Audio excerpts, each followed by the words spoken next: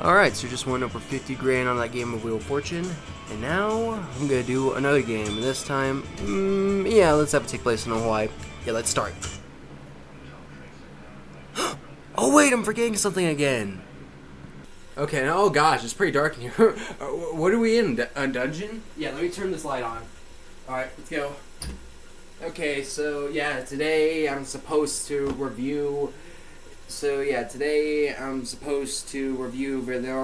Rabbit Lover's Medieval 2 project as a finale to this series where I review his spoof films. And he said after this I won't have to review any more of his spoof films. And yeah, I'll talk more about that later. But for now, here's something from Dr. Broken Necklace Guy before I say more stuff. Hi guys, Dr. Broken Necklace Guy here. And I just want to let you all know that before this review video starts, I just want to let you all know that there will be spoilers, so if you people don't want to get spoiled, I recommend watch the original spoof film project first. And also, this is going to be a very special kind of review video, as it's going to be very different than his past review videos, as he is not going to just mention the casting choice or unique ideas. Now with that being said, here is Jaden Pictures with this review video. Alright, thank you, Dr. Broken Necklace Guy, and yeah, I know, real creative name. Hi everyone, this is Jaden Pictures here, this is Jaden talking here, and today I'm making the very last review video on a film made by Vanilla Rabbit Lover 2001 Productions. Today we're going to be reviewing his last film he has ever created, Medieval 2, Vanilla Rabbit Lover 2001 production style. And just like the first film, I'm going to explain the plot, and also just like the first film, this movie featured Milo Pony. Of course the dude was going to put Milo Pony in there. Oh, for God's sakes. But I'll complain about the Milo Pony stuff later. But anyways, let's get on with the review. We start off with a flashback from the previous Medieval movie where Saitwai destroys Gaia Everfree back on May 5th, 2017. Now here's the issue here. Gaia Everfree looks nothing like how she did in the first film, and the final battle scene looked nothing like how it did in the first film either. But then Gaia Everfree gets killed, and Saitwai returns to her crypt. She returns to her crypt to spend her eternal rest, and then the flashback ends. Yes. Thank God Saitwai is not in this movie, because after the crap we put up with the character being rude to everyone at the Hall of Heroes and screwing things up and stuff, she doesn't deserve to be in the sequel. But anyways, we then cut to 3 years later on March 21st, 2020 in a peaceful day called Pork Belly. But then suddenly, an evil puppet who goes by the name of Bully, yeah, I know, real creative name, Bully, has unlocked the pages of Gaia Everfree's spellbook, causing havoc around town. And Bully got mutated into a grown man with green armor, changing his name from Bully to Dark Vegan, who plays the role as Lord Palethorn. Oh, my laptop's about to fall. Don't want that falling on me. But yeah, Pork Belly gets in great danger. It seems like all hopes for I was gonna say Poke Belly, but no, Pork Belly was lost until suddenly Dark Vegan's magic revives the new of the story named Rarity, who replaces Saitwai as the role of Sir Daniel Fortescue. Rarity then gets introduced to Bob the Tomato from VeggieTales, who plays the role of Winston the Ghost. Rarity then comes across tongue twister, jeez, stirring problem, die. Okay, but yeah, Rarity then comes across the Sharp Tooth from the land before time. She got very scared of the Sharp Tooth, but luckily she gets rescued by another teenager called Pinkie Pie, who also plays the role of Sir Daniel Fortescue. Now remember, in my Medieval 1 review, when I said that Saitwai was very unlikable, guess what? Pinkie Pie is even more unlikable than Saitwai. Especially with her voice, and oh my god, it's so cringy. But of course, the two girls introduced each other They both complain how they died in the first. No, not complain. Explain how they died in the first place. My bad. Rarity got killed after a magic bell landed on her, and Pinkie Pie died from a cupcake explosion. But she instead tells her that she died from falling off from the cliff. What? Why did you stop? What? Why did you stop lying? Explain how you actually got killed in you pink idiot. But eventually, the two girls go inside the house of a standalone talking dog named Dookie, who plays the role of Professor Hamilton Kift. Dookie explains to Rarity that something is going on in Pork Belly. Rarity then goes back to the museum where she comes across a black horse named King Sombra, who plays the role of Dogman, and the evil neat freak who goes by the name of Hugh Test, who plays the role of Mander. Rarity goes inside the Tom, where she unlocks the Tombstone teenager called Sunset Shimmer, who plays the role of Aya. Rarity tells Dookie about what she saw, and eventually Dookie finds out who was behind all this madness, and it was of course Dark Vegan. Dookie tells Rarity about the history of Dark Vegan. A few levels later, the gang tries to build a monster to defeat Apollo Guard. But then, Pinkie Pie screws things up by making Dookie drop the head, causing it to get destroyed. Oh, you stupid party girl. How could you do something like that? I'm sorry, I didn't mean to lose my temper there. But, no, wait, actually, let me do that better. Oh, you stupid girl! How could you do something like that? I'm sorry. But you have to admit that acting was better that time. But yeah. Anyway, I didn't mean to lose my temper there. But anyways, eventually they found someone who could take down Apollo Guard, and that person was no one other than the Idolin Scallion, played by Larry the Cucumber from VeggieTales. The Idolin Scallion defeats Apollo Guard, and then we cut to Rarity coming across Greg the Devil. Of course, she defeats him, and then we cut to Rarity in Pinkie Pie seeing Dookie sad because he told Sunset Shimmer to go to Whitechapel. Where Rarity and Pinkie Pie eventually finds Sunset Shimmer, but they were too late as Sunset Shimmer got murdered by an able red-headed scientist called Susan Test, who got broke down of jail by Dark Vegan. Poor Rarity was sad because she lost her best friend. Excuse me while I go to the room for the second. Yes, a character from a show I don't like got killed. Woo! Yeah, screw My Little Pony. Alright guys, I'm back. Okay, back at Dookie's house, Rarity was about to tell Dookie bad news. But as she was looking for him, all she could find was a piece of his fur, and his fur was everywhere. Which means Dookie got murdered by Susan Test as well. What? No! Not the guy who played as Shrek from his own Shrek movies and Buttercup from Toon Story 3. No! Pinkie Pie tried to tell her that the two of them need to keep looking for Dark Vegan, but Rarity is too upset that she doesn't want to go on that adventure anymore. She ran away all the way to a sewers. Pinkie Pie followed her to the sewer so she could try to cheer her up. But then the two of them come across these guards, which one of them is actually played by Dr. Broken Necklace Guy. Yeah, and again, real creative name, I know.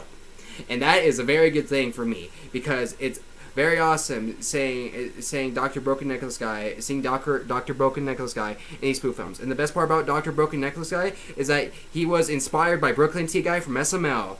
Yep, one of my favorite Super Mario Logan characters. The guards led two girls to their ruler, Princess Mary Test. At first, she was mistaken Rarity as Sci-Twi, but then realizes that Rarity and Pinkie Pie were different characters. She tells the two girls about how she and her mom was just living in a peaceful harmony in Pork Belly, but then while she was away, Dark Vegan kidnapped her mom and locked her in the Cathedral Spires. So because of that, she hides in the sewers so that Dark Vegan doesn't find her. Princess Mary offers Rarity and Pinkie Pie, reward if they were to find all 5 of her cats. Eventually, they find all 5 of her cats. Rarity eventually snaps out of it and asks Princess Mary to send the 2 back to the surface. Rarity and Pinkie Pie eventually finds Susan Tess, and they kill her as revenge for murdering Sunset Shimmer. Oh my gosh, I need to get more used to saying that name. But yeah, oh boy! Richard must really hate Susan Tess with a burning passion. Susan Tess finally dies, and the 2 girls revive Sunset Shimmer. What? No! No, I was happy a My Little Pony character got killed. Don't bring her back! Okay, I'm calmed down now. Eventually, the 2 girls make it to the cathedral spires. They go inside. They find Mary's mom. She thanks the 2 girls for saving her. Then she leaves to go find and reunite with her daughter. And then we see Rarity and Pinkie Pie find the final page of Gaia Everfree's spellbook. They both escape the cathedral spires and leaving the building alone to explode to smithereens. The 2 girls finally make it to Dark Vegan Rarity. Rarity goes after Dark Vegan. Pinkie Pie stayed behind to attack King Sombra and Hugh Test. Then, of course, they both die. And then we cut to Rarity facing Dark Vegan. Dark Vegan transforms into this goat demon thing. Rarity eventually defeats him, turning him back to Bully, the puppet. Bully says his final words, and then he dies, causing the bomb to devastate. The 2 girls escape from the explosion. Rarity reunites with Sunset Shimmer. Pinkie Pie reunites with her older sister, Maud Pie. And then Rarity and Sunset Shimmer go inside a casket to spend their eternal rest. And does Pork Belly was in peace forever? So, what are my overall thoughts on this movie? I mean, despite the crippling flaws with the My Little Pony stuff, I say that it was definitely, actually, scratch that. This is something he wants me to say in his transcript by, saying that was better than the first film, and I can see how you think that, because I did say that I found the second Medieval game. I might have found the second Medieval game to be more interesting than the first Medieval game. But to be honest, I don't know if it's better than the original or not. I don't know. They're both pretty close in quality for me. No, maybe it's worse. Maybe I would consider it worse than his first Medieval film, because the My Little Pony stuff is even harder to avoid. Oh my gosh, it gets even more in your face in the second half, because oh my gosh, not only does he put My Little Pony in there, but he voices over even those voiceovers of Equestria Girls. Oh my god, he even voices over Equestria Girls. I remember there being over a minute long part where he just voiced over Equestria Girls. Pure cringe. A grown man voicing over My Little Pony in video. Pure cringe. But wait. No, there was more My Little Pony content in Medieval one, isn't there? But whatever. They're both in similar qualities. Whatever, let me continue this transcript. The sequel actually had more Johnny Test content. It made things easier for the My Little Pony stuff to avoid. And not to mention, he had the other Test family characters not be related to each other, which was something interesting and different. Because you got Johnny Test as Princess Rosalita's son. Dookie is just standard talking dog. He's just a standard talking dog who isn't anyone's pet. Hugh Test is an evil mastermind. Susan Test is related to the Scotch family, and Mary is Leela's only child. And that's one of the most craziest, unique ideas I've ever seen in my entire life. For being the last movie from Vanilla Rabbit Lover 2000 Productions, this movie makes a fantastic finale. Johnny is reunited with his mother. Mary is reunited with her mother. 3 of Rabbit Lover's hated Johnny Test characters are finally gone, and Pinkie Pie is finally married to Johnny. Yep, the end. That's the end of the story, and that's it for the transcript.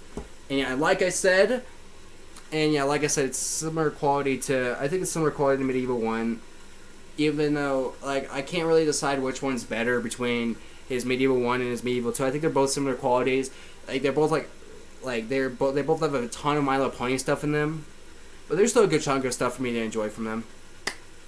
But I've noticed but if I'm correct, there was more parts to his Medieval 1 project that didn't show or say anything related to My Little Pony than there was with his Medieval 2 project.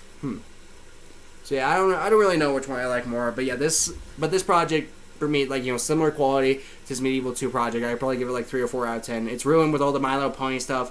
And yeah, it even does like more voicing over My Little Pony at the second half, which is pure cringe. Like a grown man voicing over My Little Pony on video. Yeah, there's like more of that stuff going on in the second half, and oh my gosh, yeah.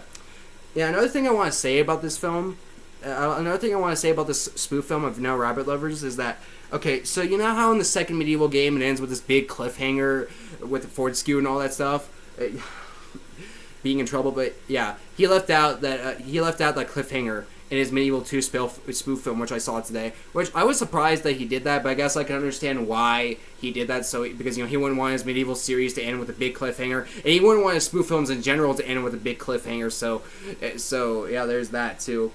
He would, even though it wasn't the original plan to have this end with Medieval 2. Like I said, he was going to do a Lion King project, but he bumped into a problem he had.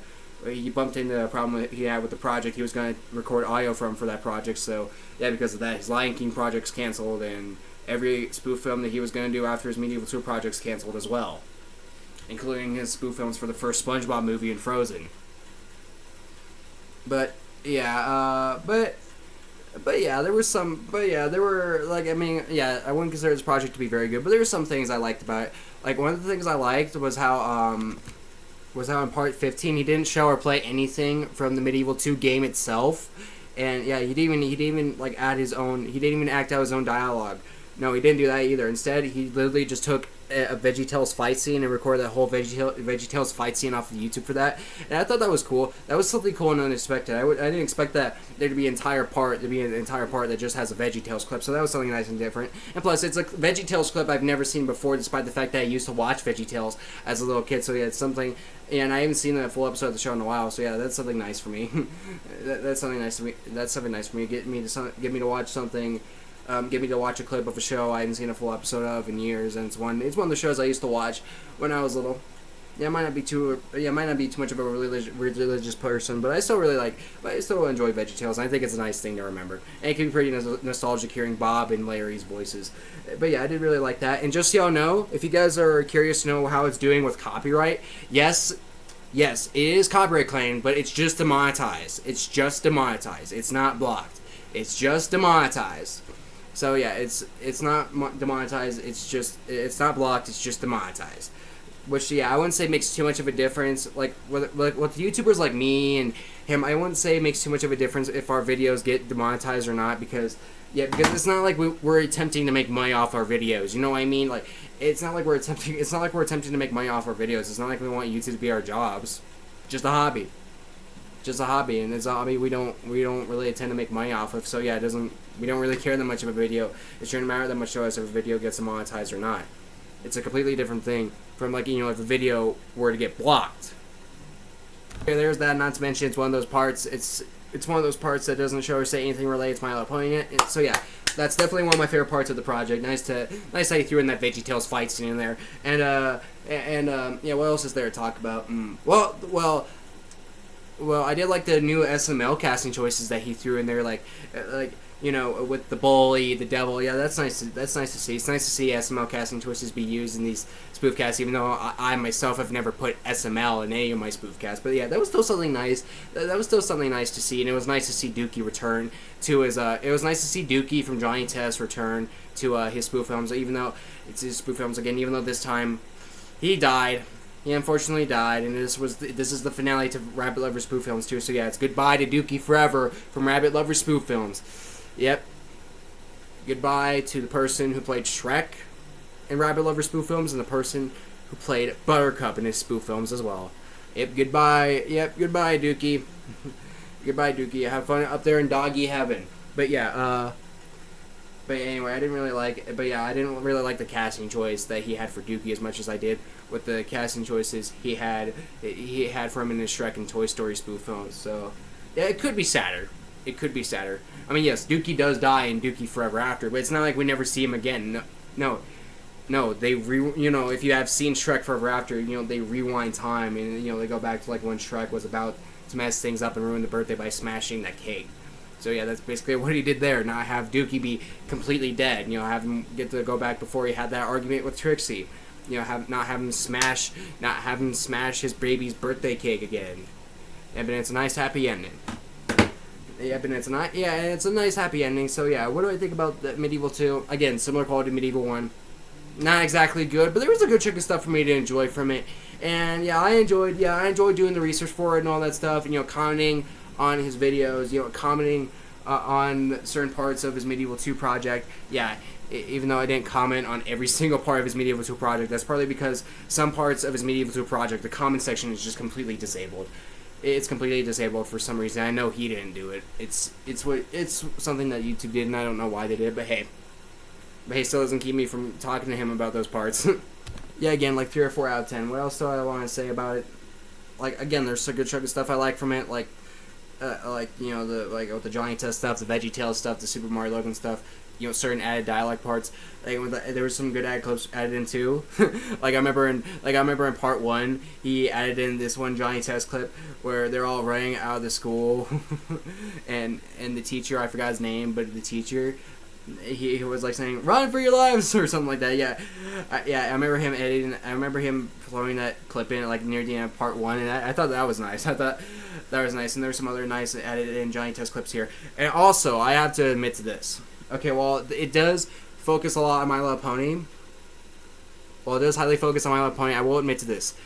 The only good scene, the only good My Little Pony scene in this project is this scene. The scene where he adds in King Sombra from My Little Pony Friendship is Magic Dying, like he did in his Dookie the Third project. I thought that was really nice and well done. A nice add-in clip he did there, and yeah, that was nice. That was nice and well done. Yeah, the only good My Little Pony scene in this project. Every other My Little Pony scene in this project, garbage, terrible, cringe. Don't care what you guys think. Terrible, cringe. But yeah, that scene was cool. It was cool how he added in King Sombra, how he threw in a clip of King Sombra dying there, like he did, like a Prince Charming death scene for when he was spoofing Shrek the Third. He replaced it with King Sombra dying in My Little Pony. So yeah, that was nice and unique. One of the better things to come out of these guys using My Little Pony in these spoof films. Okay. So yeah, that's really all I gotta say. How good is it sinking wise? I know I failed to talk about the sinking in the Medieval 1 review, but how good is it sinking wise? Same as it usually is. Same as it usually is. Not the best, but it could be worse. And how good is it quality wise? Same as it always been. Same as it always has been. The Vanilla Rabbit Lovers quality in the spoof films never really changed too much. Although the quality of spoof films did jump in quality a bit over time. So yeah, there is that. And this was the last. This was the last spoof film he did. So yeah, this was one of those spoof films that was done in the current video quality he does nowadays. So yeah, that's all for my opinion on this. Again, not very good because of all the My Little Pony stuff in it, but still, there was at least one good My Little Pony part on there, and I did like the Johnny Test stuff, the VeggieTales stuff, the Super Mario Logan stuff, and yeah, I thought like 3 or 4 out of 10, and there it is. And also, guys, something I want to say. Since this is the last Vanilla Rabbit Lover 2001 review I'll be doing on the channel. I mean, I could do more, but I don't really have much interest to do any more Vanilla Rabbit Lover, to review any more Vanilla Rabbit Lover spoof films. And yeah, he doesn't. Yeah, and he said that after I do this review, I won't have to review any more of his films ever again. And I'm not too interested in reviewing any more of his films. Although, if I were to review another one of his films after this, it would definitely be the Finding Small Bear project. I'll tell you guys that. But still, I'm not gonna review any more of his spoof films after this. So yeah, this is the finale to the series where I review Vanilla Rabbit Lover spoof films. And yeah, let's go down a list. Let's go down a list of all the spoof films I reviewed of him. Okay, Dookie Shrek movies 1 through 4. And I wouldn't exactly call this like a film because I don't consider Shrek 4D to be too much of a film, more like a extra. But it was like the Dookie 4D project. It was a pre-show for his Toon Story project. So yeah, and I also reviewed Toon Stories 1 through 4, and now these 2 medieval spoof films that he did. And yeah, now I want to say this: out of all the spoof films that he did, which one was my favorite? Well, like I told him that I would reveal what my favorite spoof film is from him in this review video. And that favorite spoof film is none other than, drum roll please, Dookie 2. Yep, Dookie 2. It does have a lot of My Little Pony stuff in it. Yes. But I still thought it was enjoyable. I still found it enjoyable, though. Like, there was a bunch of stuff for me to enjoy from it. And, yeah, and I enjoy coming back to his Dookie 2 project. And this project is based on what is my favorite Shrek movie. Shrek 2, which I now prefer slightly more than Shrek 1. But yeah, Dookie 2 is my favorite spoof film from him because it's based off of my favorite Shrek movie, which is definitely one of my favorite movies of all time. I don't know if it is my favorite movie of all time, but it's definitely one of my favorite movies of all time. The movie's a great classic masterpiece. It's the perfect example of how movie sequels are done right, in my opinion. Now, I do enjoy coming back to his Dookie 2, especially to see Gil and Jerry as Human Shrek and Stallion Donkey. I really like that casting choice, and I like it more than Johnny and Dookie as the normal versions of Shrek and Donkey. Not that I don't like that casting choice. No, I still like the casting choice of Johnny and Dookie as the normal versions of Shrek and Donkey. I think that works pretty well, and it is pretty fitting. I mean, not a casting choice that I wouldn't say it's a casting choice that I would want to use, but it still works. But I prefer Gil and Jerry as Human Shrek and Stallion Donkey more because, like I said, you got Jerry from Tom and Jerry on there, and I like Tom and Jerry more than Johnny Test. Although Rabbit Lover likes Johnny Test more than Tom and Jerry, but that's a fair opinion. He still really likes both shows, and I guess I can see why he would prefer Johnny Test over Tom and Jerry. So while I disagree with his opinion on that, I can still understand where he's coming from with that. And yeah, there were also nice added clips thrown in there, like there was also some nice added dialogue thrown in there, and like some nice clips added in there, like when they threw in the coffee is serve it scene for right after the part where Princess Fiona headbutts Prince Charming. I thought that was nice and well done. Make bling bling boy spill that coffee on King Samra. Give that crappy My Little Pony character out of here. Get that crappy My Little Pony character out of here.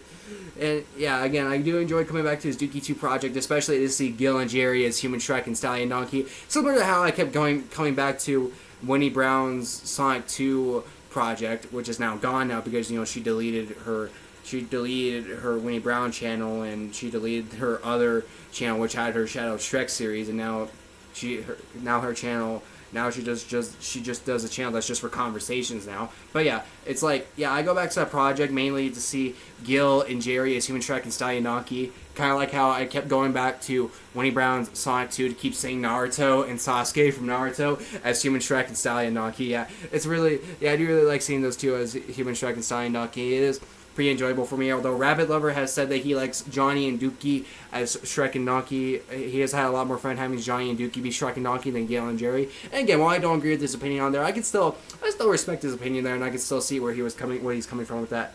But yeah, I like Gale and Jerry as Human Shrek and Stallion Donkey more.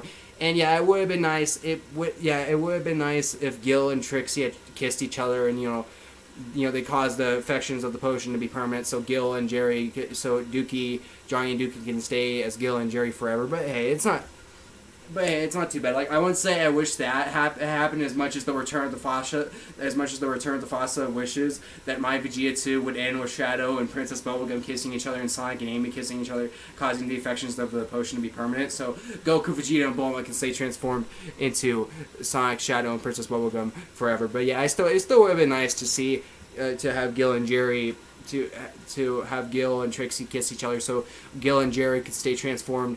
So Johnny and Dookie can stay transformed into Gil and Jerry forever. But hey, what did I really expect him to end his Dookie 2 like that? No, I didn't.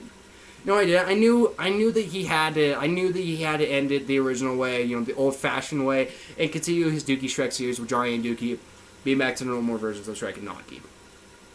If I didn't like the casting choice of Johnny and Dookie as Shrek and Donkey, yes, I would say that's a bad thing. But since I actually do like the casting choices of Johnny and Dookie as Shrek and Donkey, no, it's not a bad thing. So yeah, I don't blame him for ending his Dookie 2 like that, although it would have been nice. Again, it would have been nice to have Johnny and Dookie stay transformed into Gil and Jerry forever. But yeah, guys, that's all I gotta say for this video. This was the finale to Vanilla Rabbit Lover 2001's.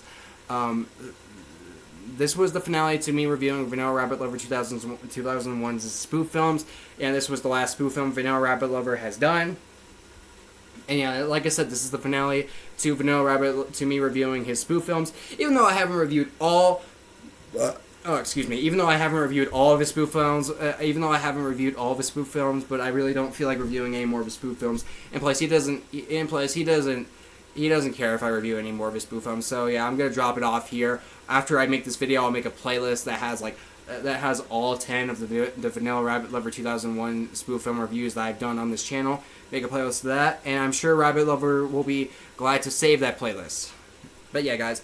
I of course also plan on making a playlist that has the 2 medieval spoof film projects that I've done in the past 2 days. But yeah, guys, that's all for this video. Links will be down in the description below. And that's all for the video, guys. Bye, and thanks for watching.